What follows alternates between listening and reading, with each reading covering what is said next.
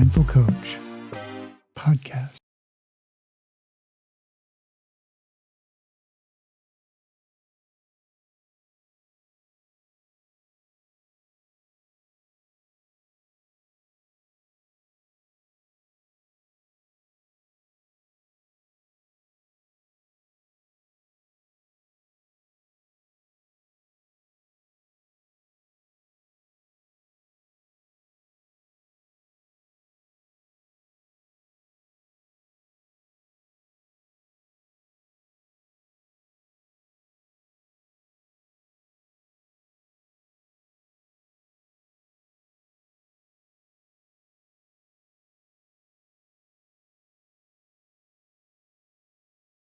I'm your host, Brett Hill. I'm a mindful somatic coach trainer, as well as a coach. So I do one-on-one work as well as mostly teach other coaches how to be more mindful and present in their work. This is a topic, this entire podcast series is really all about mindful communications and the importance of mindful communications in making a difference in our lives. And it's very, very difficult to overstate the value of spending just a little time in becoming a better communicator, a better connector, someone who can be present with other people in a deeply meaningful way, even potentially in what seemingly unimportant conversations. There's a very significant impact in your life from having those kinds of skills. And I've been fortunate enough to have had some amazing teachers and lessons and life lessons and pursuits of interest that have led me to a place where it's a pretty rich experience for me often when I'm just talking to people or to groups.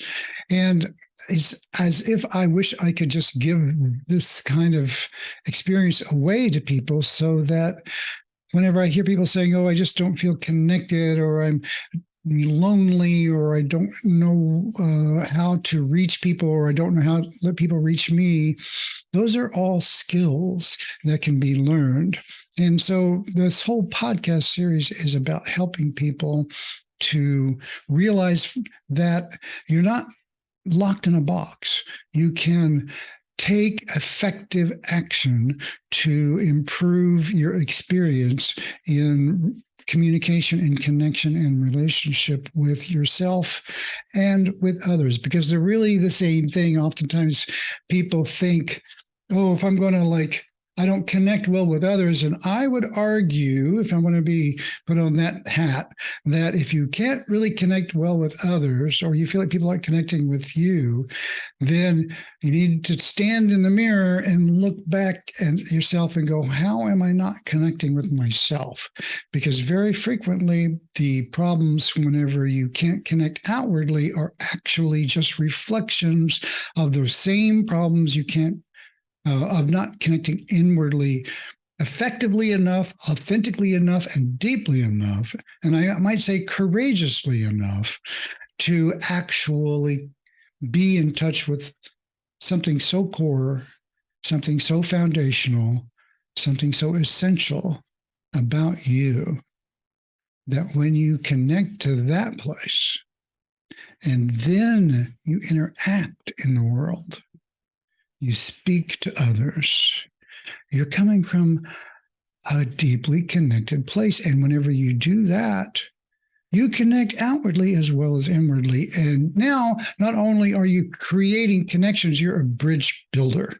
Because the first thing that happens when people talk to someone who's pretty deeply connected is it starts to wire them up to themselves and wire them up to your presence and your own mindful presence. This is an extremely powerful way to walk through the world. And my wish for the world is that, oh my God, do we ever need these skills now more than ever, right? So this whole podcast series is intended to be a more or less a masterclass, if you will, if I could be so bold as to say that, in mindful communications. With that said, one of the things I wanted to talk about today specifically is empathy. Now, I'm pausing a bit here because this is a challenging topic.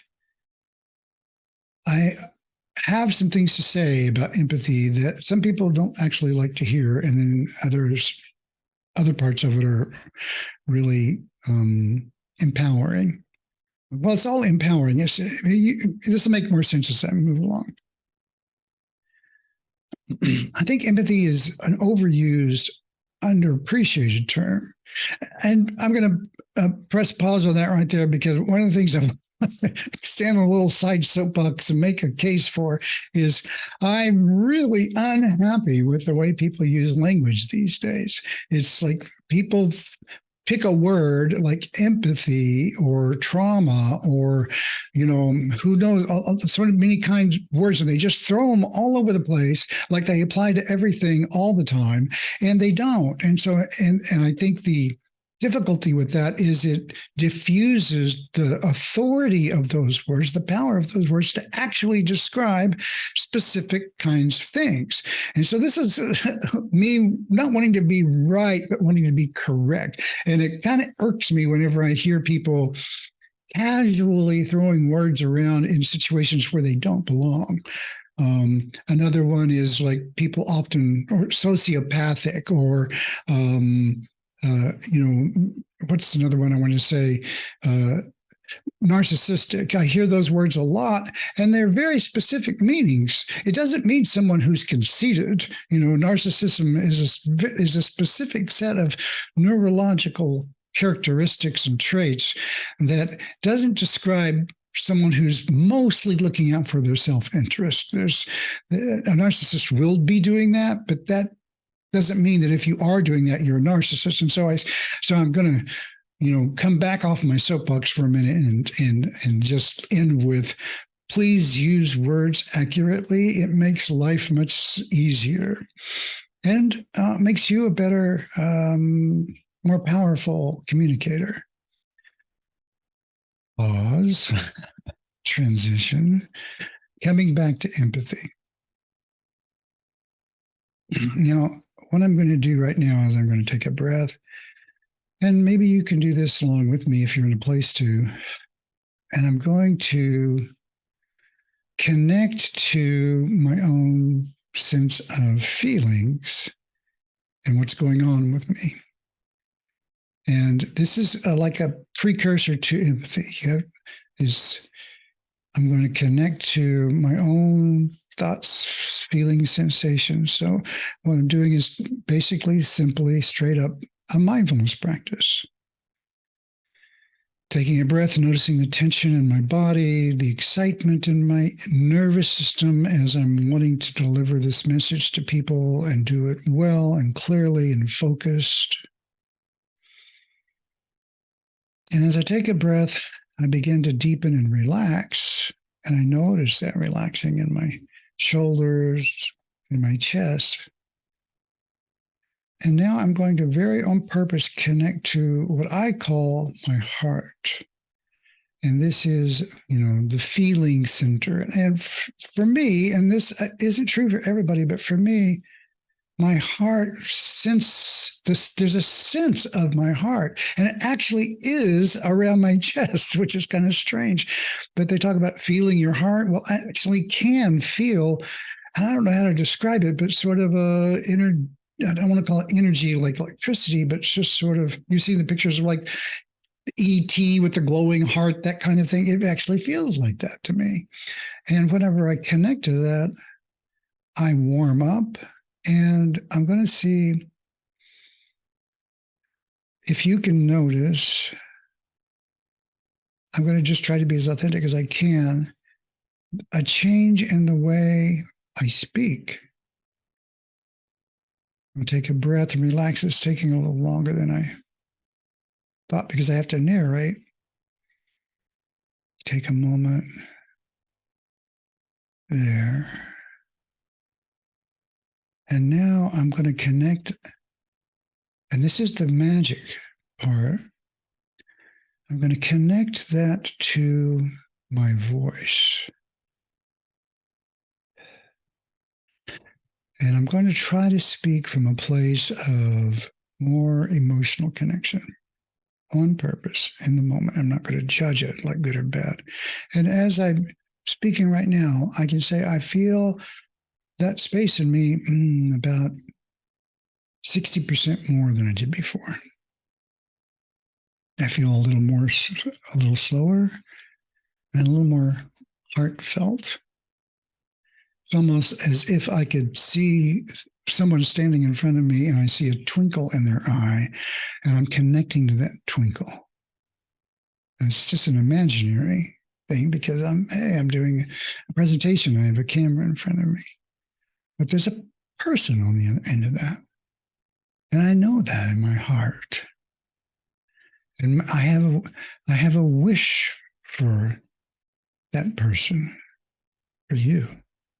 And that wish is for you to have an authentic, lovely experience of life. Now, the title of this particular episode is about men and empathy. And I want to say that this capacity to connect to my heart, to connect to my inner world, and purpose, wire that up to my voice, and look at other people and see a bigger picture of who they are, is something that is not deeply encouraged in men, and to the detriment of the world. And I'm going to talk in some detail about that, and particularly, some history around my experience and the way I was brought up and the way men are socialized to be, you might say, kind of the opposite of empathic. And they're actually pretty deeply rewarded for that. And yet, there are millions of heartfelt, loving, beautifully sensitive men out there. And I want to say, if they're struggling just like any sensitive person is, women too. But more, I'm not going to say more like the burden is greater, but it's different. It's different for men because we're told, you have to man up. You have to plow through. You have to just, men don't cry. Big boys don't cry, right? It's like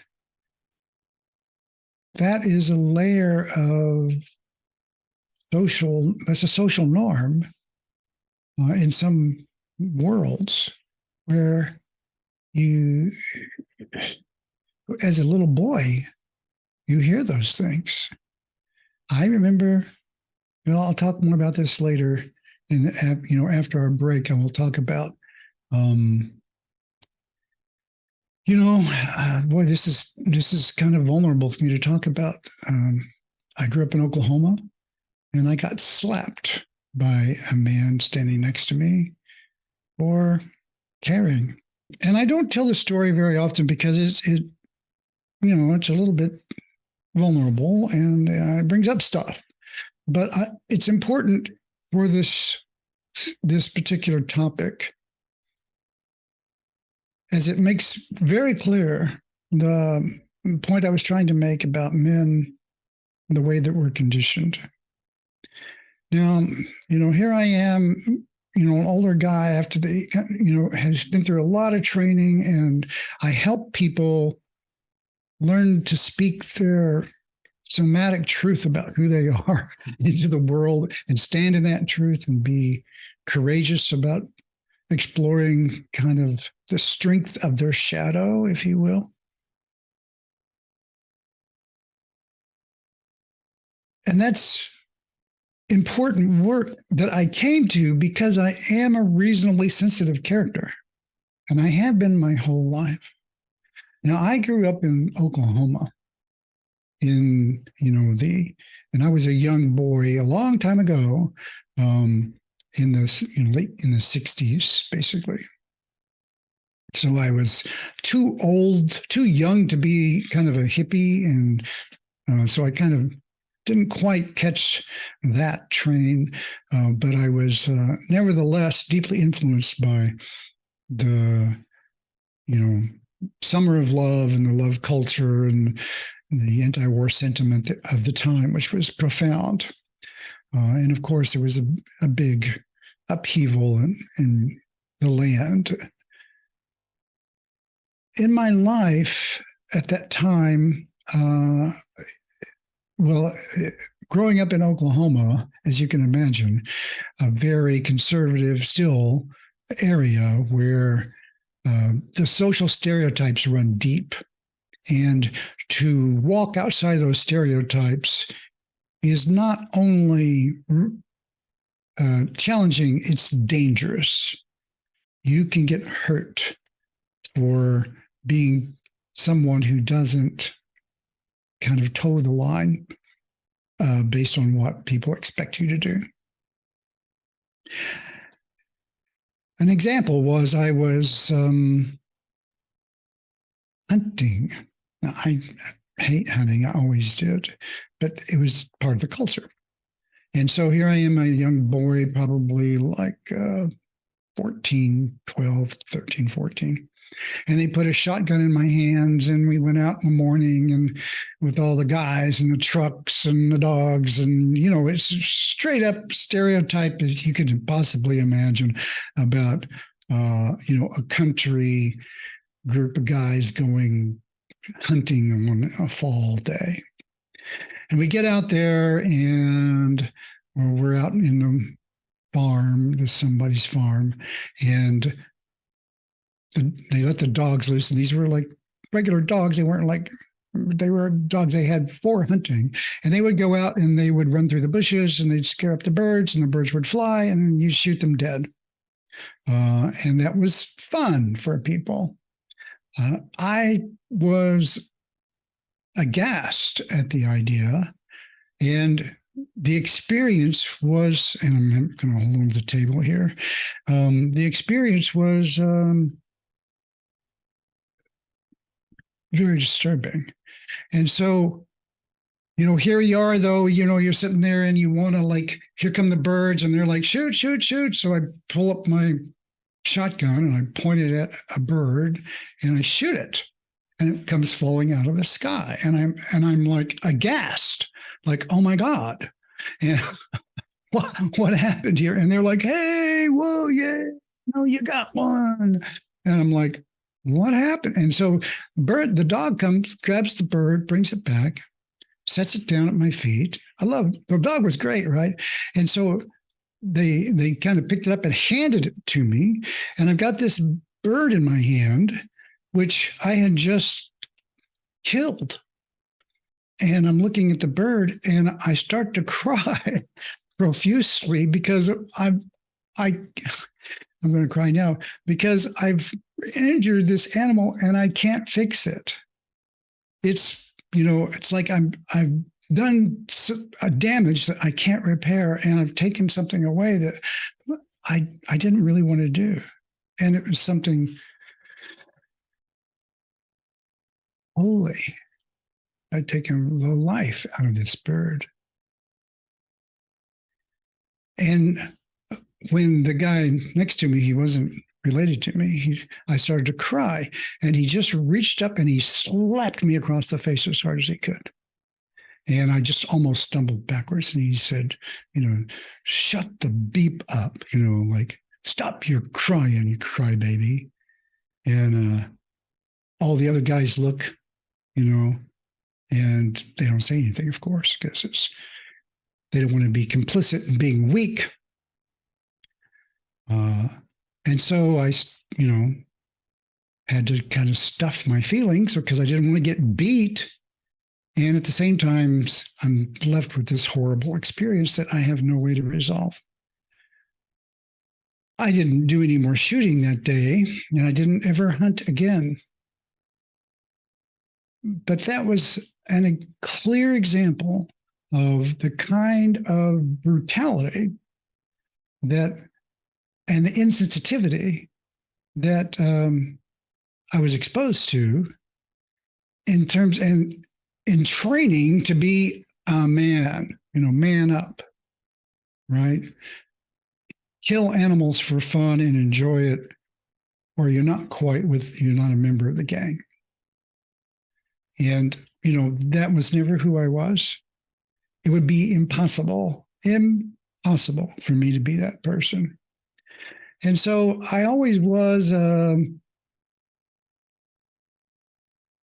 out of place in where I grew up because of my sensitivities.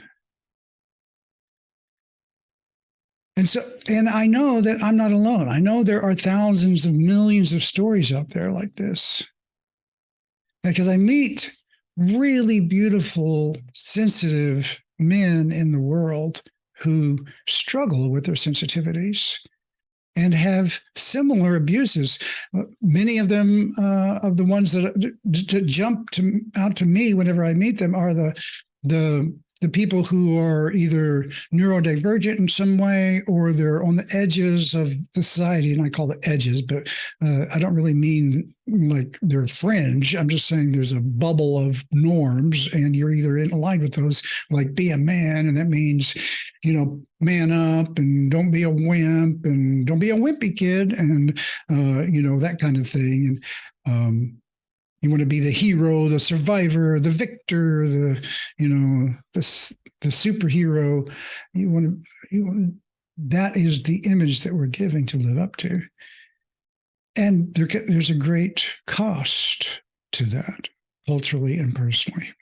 And a lot of the men I was going to say that I meet that also struggle with this are the ones who are non-binary, or they're gay, or they have some other kind of orientation to their sexuality that isn't normal. Isn't normal for the culture, I should say.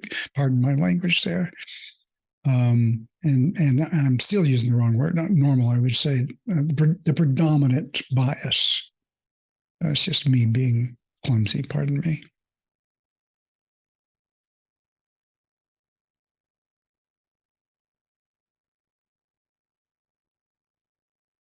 These people, all these men deserve to live in a culture where we're celebrated and where we can thrive just like everybody else in the world. Instead of being shamed for who you are and what goes on for you, it's authentic and real. And that's an element in our culture that's undervalued, underappreciated. And so when a man or a sensitive person encounters a context, a person, a source, a resource, a safe haven where they can not have to worry about, am I going to get hurt here because of who I am, physically or emotionally? Those become exceptionally important islands, if you will, or safe havens. And that's the reason a lot of folk like that turn to arts, like theater or music or, band or, singing or whatever, wherever it is that you can find a tribe where it is more okay for you to be who you are without being judged so horribly for your own native sensitivities. Now, some people might think that, this notion of male sensitivity is a neurological thing. And that, there's like women's intuition and empathy is part of more of a female trait. And I wanted to talk about that for a minute, in that there's, like back in the day, there was this book, was it Men Are From Mars, Women From Venus? And it was kind of like all about male-female differences. And that kind of led into a conversation about the difference between male and female brains. And for quite a long time, there was some research that's showing, the brains are really different. And it's true, there is some difference, but the differences now they have looked at, come back and done a lot of review over all of that research. And what they've reframed the entire thing saying, well, yeah, there are differences, but they are not very big differences. There's actually not that much difference between the male and female brains, and they are very much alike in the sense of the vast majority of all the structures and the functions are the same. There is some difference in size. However, those differences are not necessarily, how should I say, they're not scientifically accountable for supporting the notion that, women are more empathic. Might be some hormonal aspects to that, but chemical, neurochemical aspects to that. But in terms of the actual brain structures, the science doesn't really support the notion that neurologically women are more inclined to be more sensitive than men. And that's an interesting point, because that means then, if that's true, that means that men are walking around a lot more sensitive than people realize. And they just are, it's just beat out of them. It's just shocked out of them. It's just culturalized out of them. It's put so far back that you can't even touch it sometimes without all this defensiveness. And there's a tremendous cost to that in our culture and personally. And I just want to lay claim to the fact that I'm a sensitive guy, and I'm on a mission, if you will, to help other people be okay with their sensitivities and learn how to be in relationship with that in the world in a way that doesn't harm you. Now, that's the next part of this we'll talk about after the break is there's a lot of empaths out there, empathy people who are sensitive and people who connect with other folk fairly easily, and they feel totally victimized by that sensitivity. And they're walking around going, oh, I can't stand it that I'm so sensitive. And there's some truth to that. And then there is another side to that I want to talk about. That's how empathy is sometimes a way to kind of, how should I say, inhabit your shadow rather than celebrate your connection. And we're talking today about empathy, and empathy in men specifically. And while I'm focusing on the male's experience, if you will, primarily or as a key focus here, a lot of the same notions I'm going to talk about in this next segment apply to anyone. And so it's not exclusively the domain here of men, obviously, because women in generally rate to be more empathic than men across the board. And the argument I was making before is that the neurological basis for that is kind of difficult to find, but nevertheless, there is evidence that shows that women score higher empathically than men. And I think largely, and this is just my personal opinion, because we're socialized out of it, I think men have the capacity to be deeply empathic. However, there is very little social support for that. And consequently, in fact, there's anti-social support for it. That, you're encouraged to be kind of cruel, actually, to put it bluntly. Men are actually who are mean and sort of over assertive often are deeply rewarded in this country for their aggressive, go get them, get her done sort of,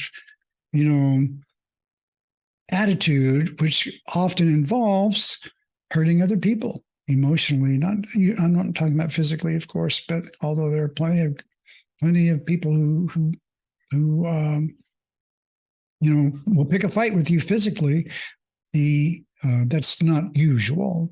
But even so, I want to say that there's the old saying, sticks and stones may break my bones, but words will never hurt me, is simply untrue. Words hurt profoundly and deeply and can cause extreme damage to people. So I want to put in a little side note here, like I sometimes do when I'm talking, because I mentioned earlier my other side note was about the use of words and using them in ways that where we're a little more careful about the words that we use and for precision's sake, so that we're not just throwing around a phrase, so that every time we see somebody who's unhappy, we say, "Oh, that's trauma," or you think you're depressed, and you go, "Oh, that's trauma," so that trauma becomes a label for every single negative thing that ever happened to anybody, which devalues the entire meaning of trauma. It's almost like if you said, "Oh, every person, if you get sick, someone's got appendicitis," and so someone gets a flu and say, "Oh, they've got appendicitis." Pretty soon you lose the meaning of what does it mean. It's a very specific kind of illness. Trauma is the same way. Now, what I'm doing here is I'm trying to make a case for the careful use of words. And as I said, words can hurt. Words can hurt deeply. And what does that? That means that there's power in language. And what I don't see is a respect for that in the general population. That there's a tremendous capacity in the words that we use to either injure or heal. So how much of our inner world is around, are these healing words? Are these hurting words? How much do you take responsibility for that power which you have? If I said to you, I'm going to do a podcast on this topic. If I said to you, imagine every word costs $100. You'd be a lot more judicious about the words that you use. But we have an unlimited supply of words, so we don't meter them out.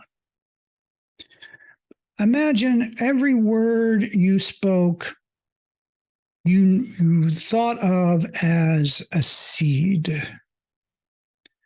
What kind of seeds do you plant? Every single one. And if you were just mindless about it, pretty soon you've got stuff planted all over the place, and some of it's pretty great and some of it's pretty bad. But it's unconsciously created. You've just got stuff everywhere. Whatever comes to your mind, you just spew it out. And consequently, the stuff that you're inspiring to grow in the world is not intentional. And I'm going to invite you to be intentional about it, to consider that there is tremendous potential power in your words. Now, if I'm just talking about what I'm going to have for breakfast, that's one thing. But when you're speaking to other people,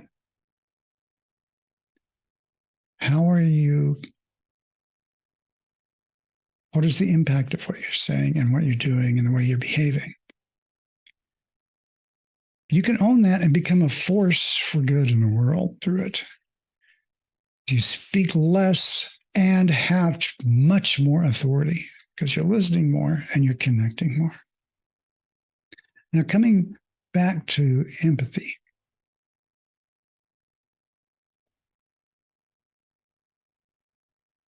With male empathy in particular,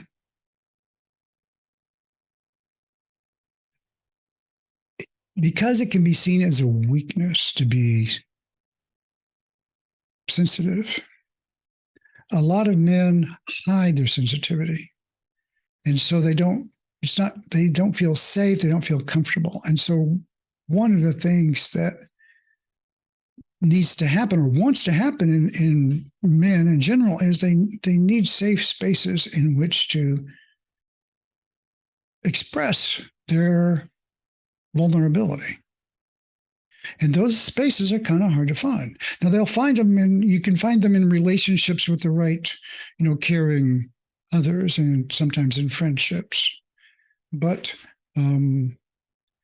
the social constructs for those are very difficult. There is one organization called the Mankind Project. I don't know if you've ever heard of them.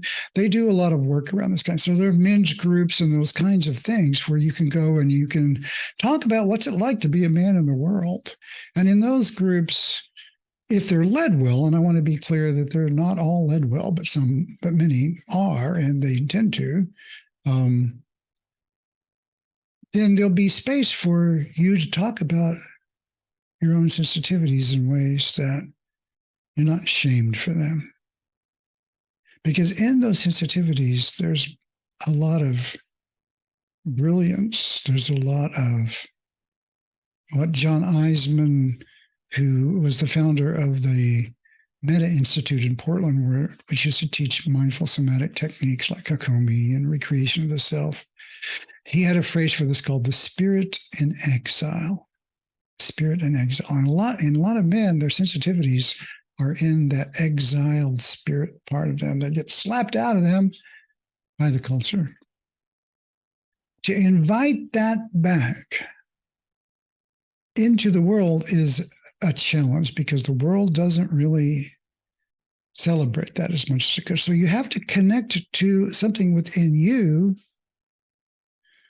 that allows you to want to bring this forward. And then the next part of this is to create a context in your life where you're honoring and respecting your sensitivities. And this leads us into how to be empathic in the world in a way where you're not really harming yourself.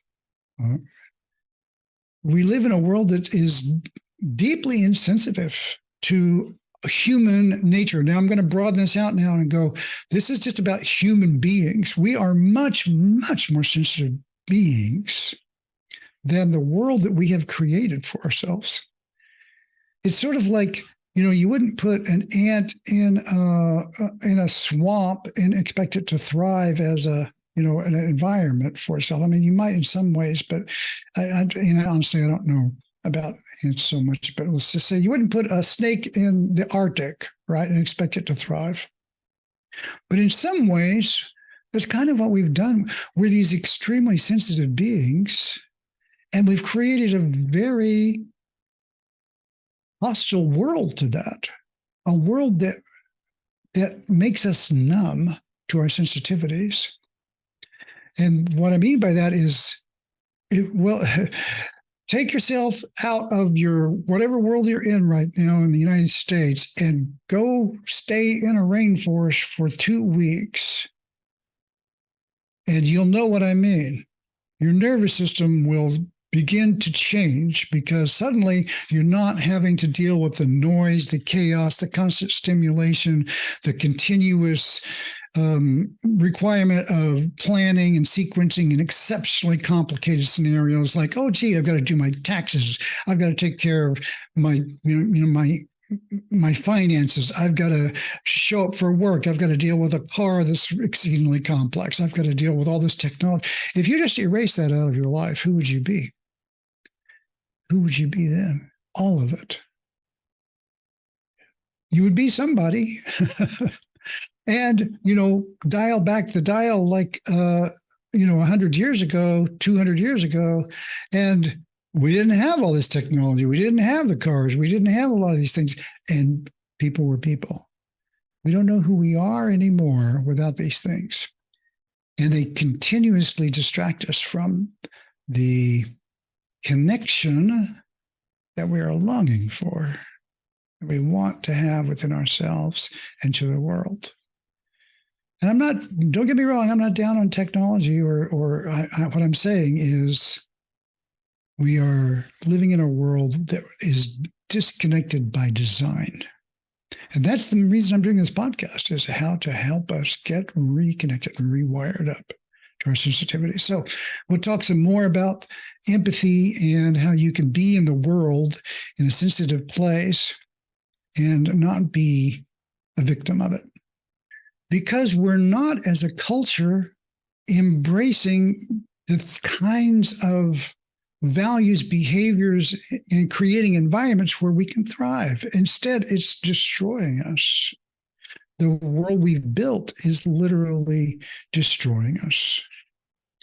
Now, there is an answer to this, but it requires that you not rely on the culture to solve your problems or to engage. And if you follow what the culture would have you do, you're going to wind up, kind of unhappy, because what the little sleight of hand is that if you have the right kinds of things, if you have enough money in the bank, if you have the right car, if you have the right bling, if you wear the right outfit, you get the right scent on your body, if you have those things, that you'll be cool enough, attractive enough, powerful enough to be happy. And the truth is, none of those things will make you happy. Now, not having them can cause problems. If literally, if you don't have a place to live, you got a problem.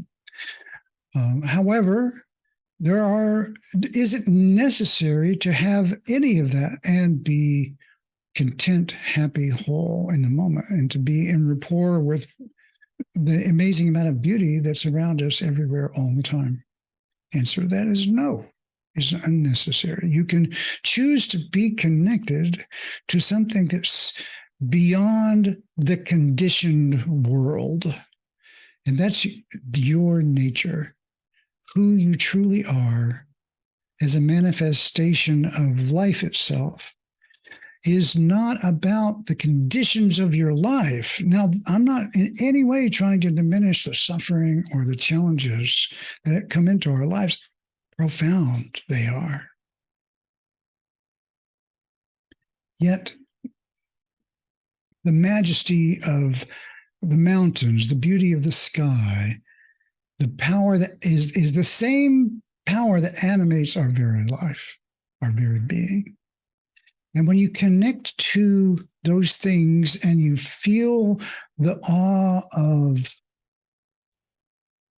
being connected to the mystery of a deeper presence that manifests everywhere all the time, when you connect to that and you walk through your life in that way, then when you speak to somebody, you feel deeply connected, even though you don't necessarily even know who they are.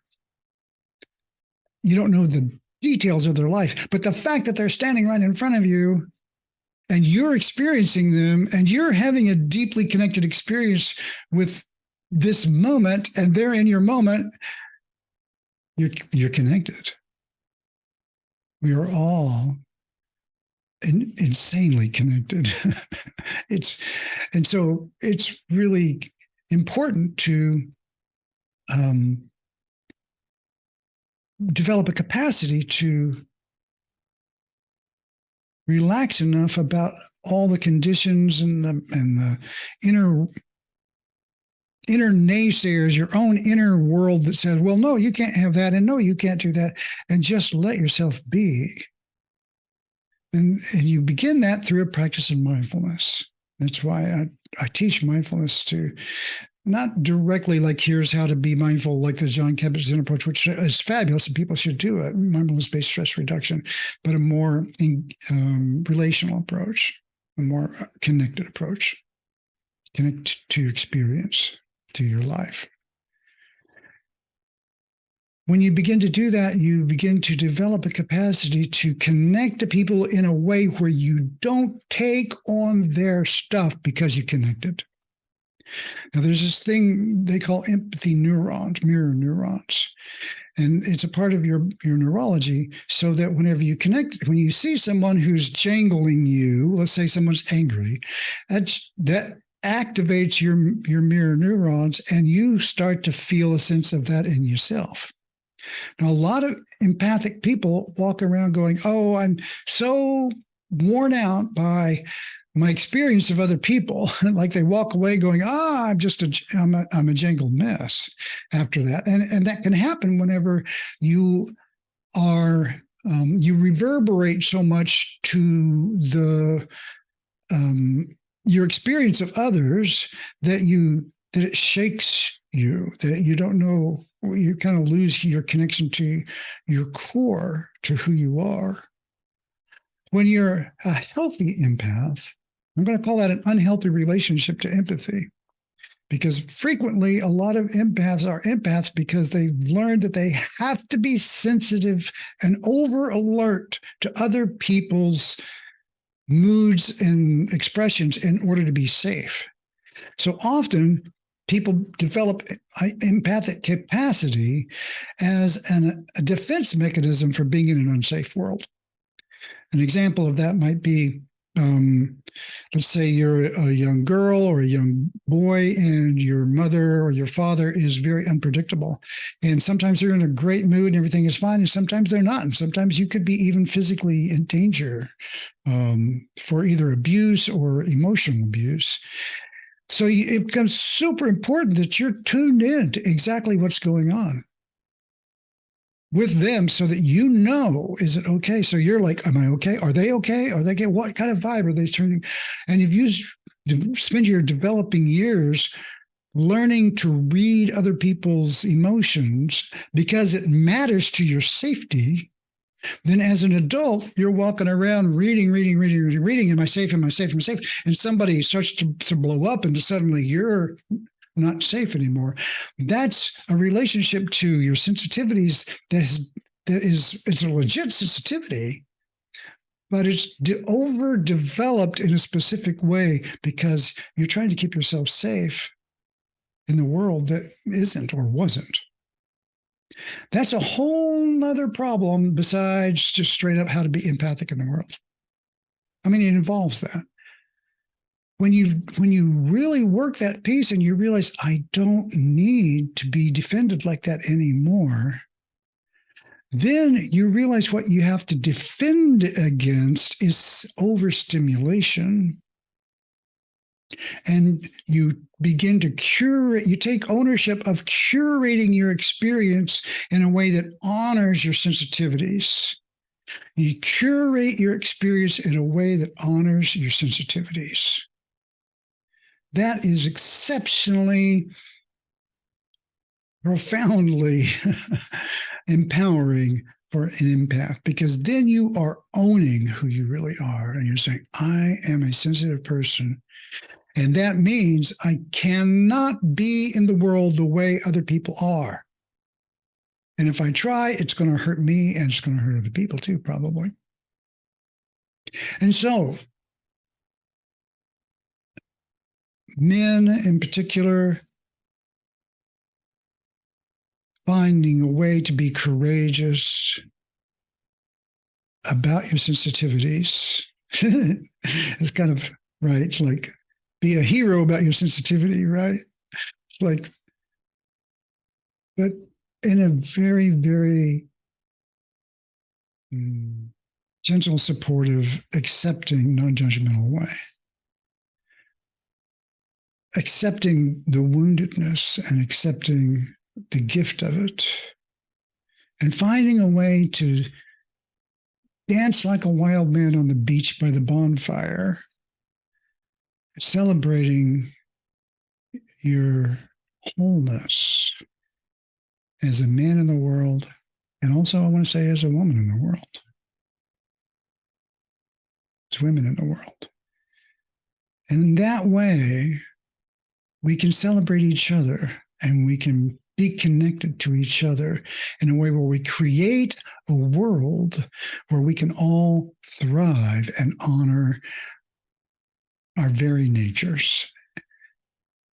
And the path to that, if you don't even know where to begin, mindfulness. Start a mindfulness. You can go to my website, bretthill.coach, or actually let's say themindfulcoach.com, themindfulcoach.com. If you don't know how to begin, go to themindfulcoach.com and look up how to begin a mindfulness practice. Or you can write me, brett@themindfulcoach.com. I'll help. So thank you for listening. Hope you've enjoyed this episode. If you have, follow the show and leave a comment. That's really helpful to get the word out. The Mindful Coach Podcast is a service of the Mindful Coach Association.